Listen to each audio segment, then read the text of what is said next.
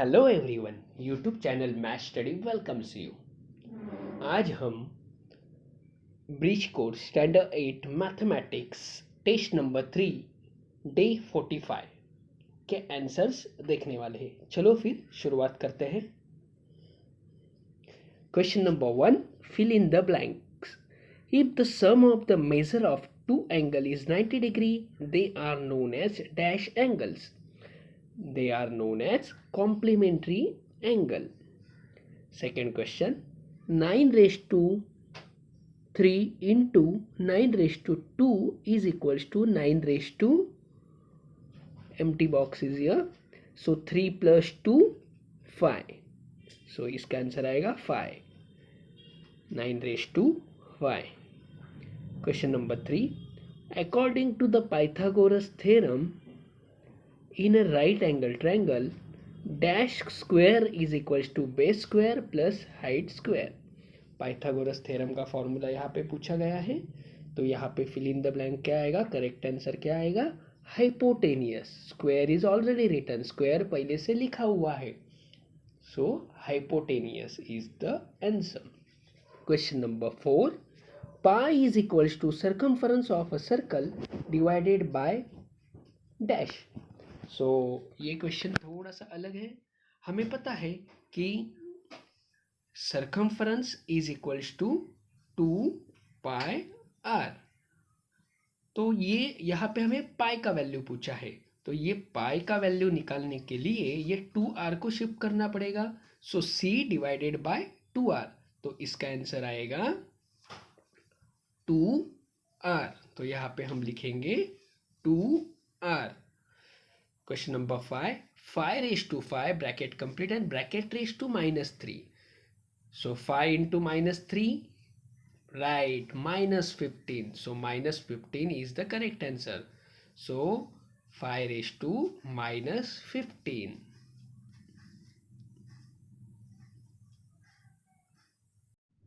Question number 2, solve the following. Evaluate the expression. In that first one, evaluate the expression 50 into 5 divided by 2 plus 24. तो expression solve करते समय कभी भी left hand side से multiply divide जो पहले आया वो सॉल्व करना होता है, उसके बाद लेफ्ट हैंड साइड से एडिशन सब्ट्रैक्शन जैसे आएगा वैसे सॉल्व करेंगे. तो यहाँ पे मल्टीप्लाई है, तो 50 into 5 250 divided by 2 plus 25. After that 250 divided by 2, उसके बाद 250 डिवाइडेड बाई 2 125, 125 प्लस 24 149, तो आंसर क्या आएगा 149. Next question, multiply 15xy into 3x square y square.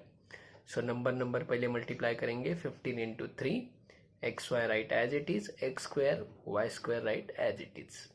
15 into 3 45, x into x square x cube, क्योंकि बेस सेम है, index कुछ भी नहीं है, मतलब यहाँ पे 1 है, तो 1 प्लस 2 3.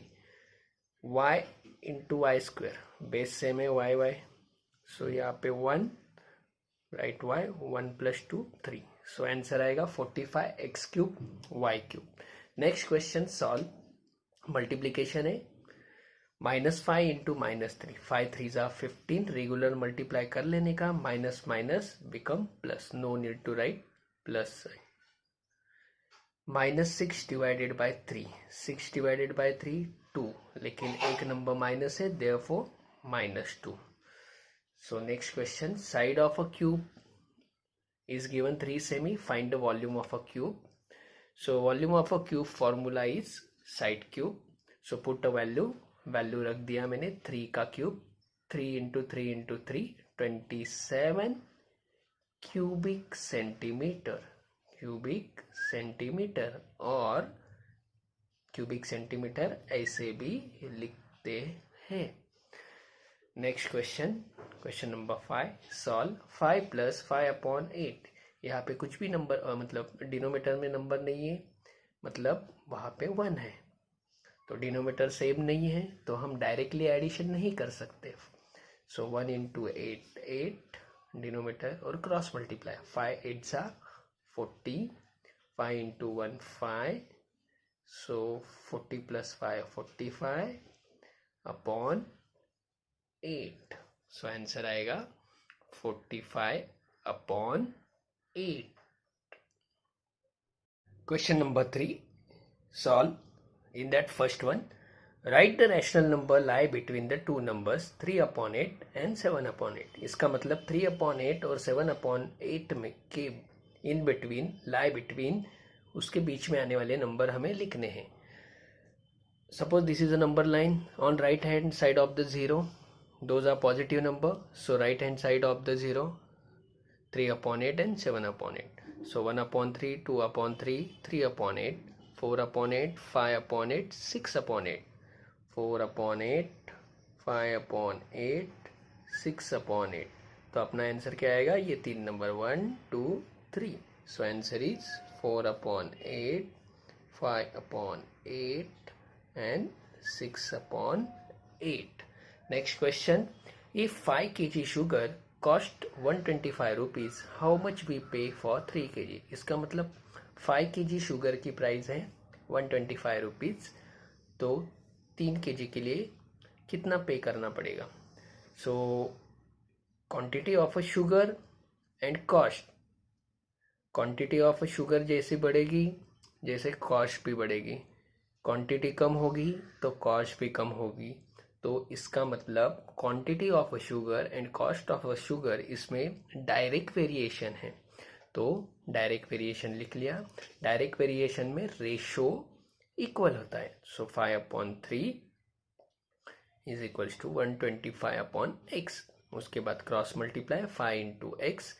ये 3 kg शुगर का प्राइस हमने x रुपीज एज्यूम किया. सो 5 into x, 125 into 3. सो 5 को शिफ्ट करूंगा. 125 is divisible by 5, so 5 1s are 5, 5 2s are 10, so 25. 25 into 3, 75 rupees is the price of 3 kg of sugar. After that, expand 3x plus 5y bracket square or whole square. So here is a plus sign and here is a square, so we can use this formula. A plus b whole square is equals to a square plus 2ab plus b square. First term is a, second term is b. Square of the first term plus 2 into first term into second term plus square of the second term. So by using this formula we can expand it. यहाँ पे a की जगह पे क्या है 3x, b की जगह पे क्या है 5 है 5y. सो चलो फिर देखते हैं square of the first term.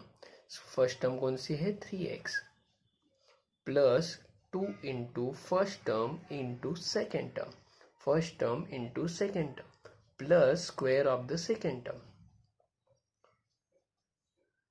The square of the 3x is, the square of 3 is 9, the square of x is x square. 2 into 3 6, 6 5 are 30, so 30xy.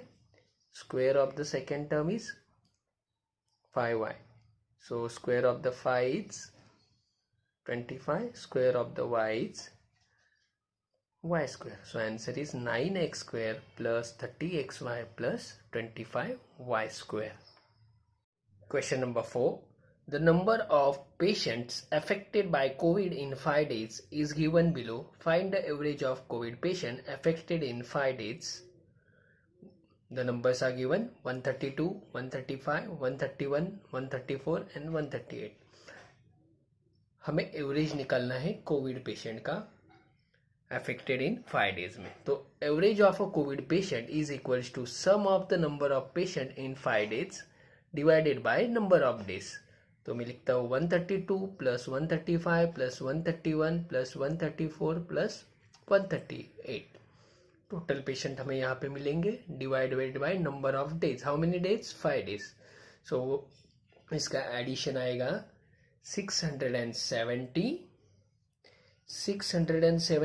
Divided by 5. So 5 1s are 5, 1 is remained 1 7 17, so 5 3s are 15, 2, So 25 fours are 20. So 134 is the average COVID patient. 134 is the answer. Next question. Question number 4. Solve. Which two consecutive even numbers have an LCM of 180? मतलब ऐसे कौन से दो consecutive even number है जिनका LCM 180 आता है?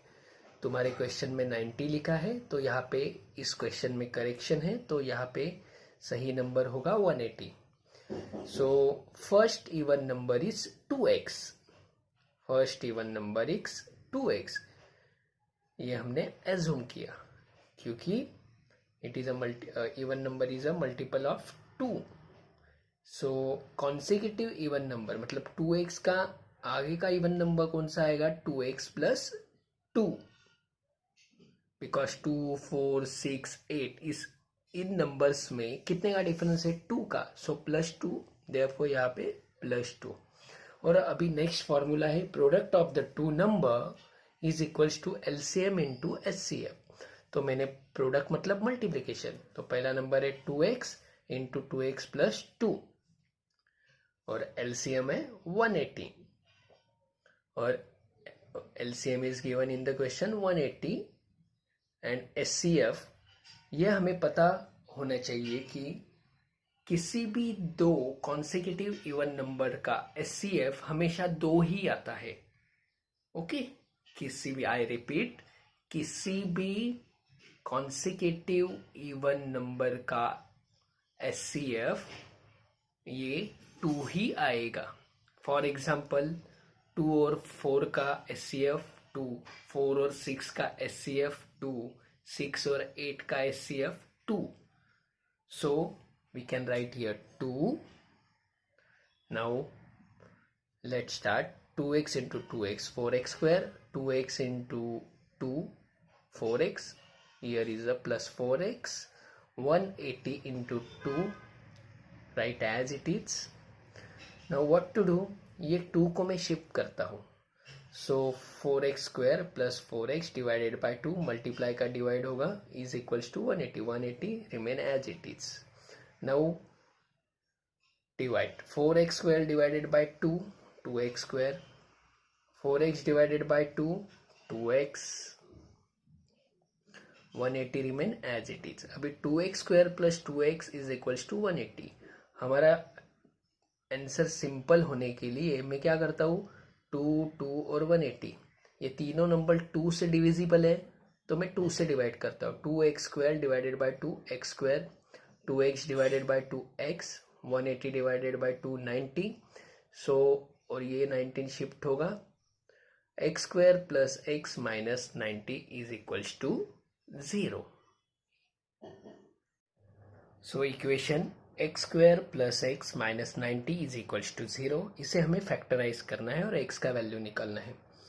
तो यहाँ पे लास्ट नंबर है माइनस 90 और यहाँ पे है प्लस x मतलब प्लस 1. कुछ भी नहीं है मतलब प्लस 1.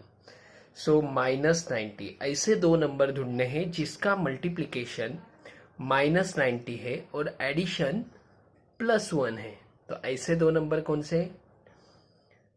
10 9 जा 90 बट माइनस 90 चाहिए, तो और यहाँ पे प्लस 1, तो डिफरेंस इज 1 का है. तो अभी साइन ठीक तरह से देना होगा. जनरली यहाँ पे जो साइन होता है वो बड़े नंबर को लिख देने का, फिर टैली चेक करके देखने का. सो यहाँ पे आएगा प्लस 10 और यहाँ पे माइनस. अभी हम चेक करेंगे. Plus 10 minus 9 minus 90, yes. Plus 10 minus 9, 10 minus 9 1 और sign of bigger number, so 1 is, तो ये नंबर सही होंगे. सो प्लस को आएगा 10 को आएगा प्लस साइन 10x और 9x को आएगा minus. Without changing the value मैंने इसको स्प्लिट किया. 10x माइनस 9x x, तो ये फर्स्ट ग्रुप यहाँ से कॉमन निकाला x प्लस 10 और यहाँ पे ये ग्रुप और ये सेकेंड ग्रुप मतलब ब्रैकेट सेम आते हैं. तो यहाँ पे मैंने कॉमन निकाला -9, -9 इंटू एक्स -9x -9 इंटू 10 -90। तो मैंने जो कॉमन निकाला है वो सही तरीके से निकाला है। x + 10 एक बार लिखा फर्स्ट ब्रैकेट में और सेकंड ब्रैकेट में x - 9 इज इक्वल्स टू 0। तो x + 10 इज इक्वल्स टू 0 और x - 9 इज इक्वल्स टू 0। तो x के दो वैल्यू हमें मिलेंगे, ये 10 शिफ्ट होगा -10 और x इज इक्वल्स टू 9। तो ये दो वैल्यू मिलेंगे। तो माइनस वैल्यू हम वैलिड नहीं होगा, तो इसका आंसर कैसे लिखना पड़ेगा? हमने शुरू में क्या एज्यूम किया था? फर्स्ट इवन नंबर क्या था अपना? फर्स्ट इवन नंबर हमने क्या एज्यूम किया था? 2x। So 2 right as it is, x का वैल्यू में 9 लेता हूँ तो वो आया 80। और उसके बाद कंसेक्यूटिव इवन नंबर या आप पूरा लिख लेना। कंसेक्यूटिव इवन नंबर क्या आएगा? 2x + 2। So put the value 2 right as it is, x का वैल्यू 9 + 2, 2 + 2 इंटू 9 18, 9 2 18, 18 + 2 20। सो वो नंबर आएंगे 80 और 20। इसका मतलब 80 और 20 का LCM 180 आ रहा है। ओके, तो अपना आंसर आया 18 and 20। Next question, Subhash age is more than Sania's age by 3 years. The sum of their ages is 33 years. Find the age of Subhash and Sania. Subhash age is more मतलब सुभाष ये बड़ा है किससे? सानिया से। कितने साल से? 3 साल से। तो the sum of the ages is 33। तो मैं क्या करता हूँ, let the Subhash age be x year. Subhash का एज हम x मानेंगे, तो सानिया का एज कितना लिखना पड़ेगा? x - 3। ऑब्वियसली x - 3, क्यों? क्योंकि सानिया सुभाष से 3 साल छोटी है, 3 साल छोटी है। सो x - 3 ये दोनों का एजेस हमने लिखा अकॉर्डिंग टू गिवन कंडीशन। क्या है condition? The sum of the ages is 33 years.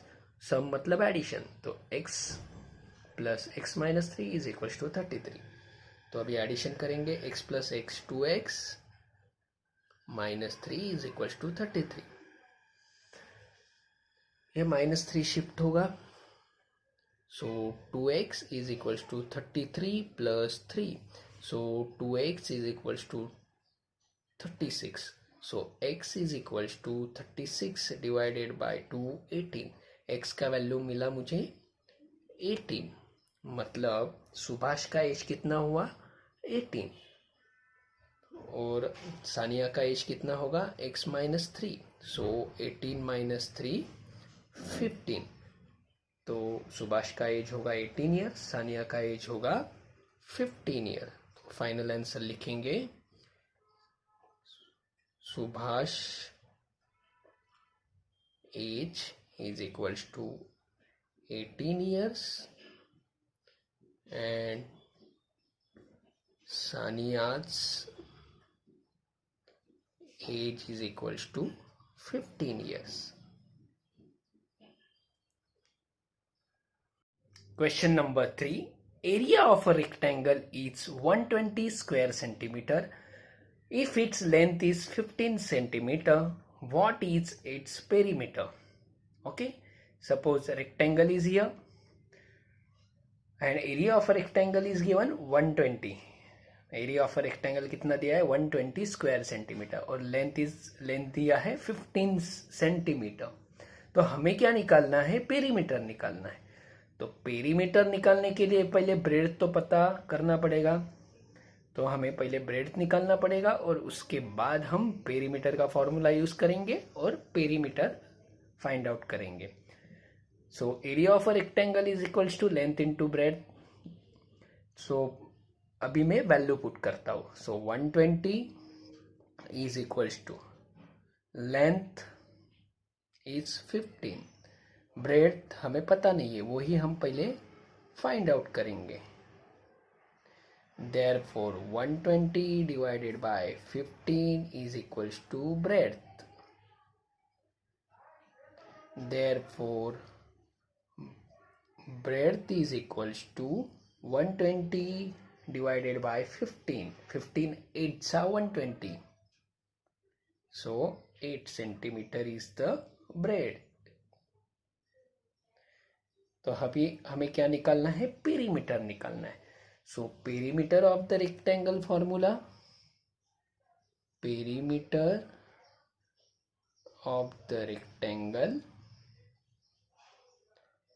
is equals to 2 into length plus 2 into breadth. Now put the value. अभी वैल्यू रखेंगे 2. लेंथ कितना है? 15 और ब्रेड कितना है? 8.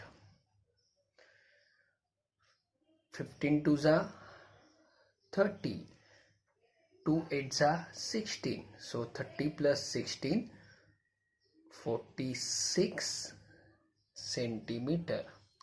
The perimeter of the rectangle is equals to 46 centimeter. If you like this video, like it, share it, and don't forget to subscribe my YouTube channel for next video. Thank you.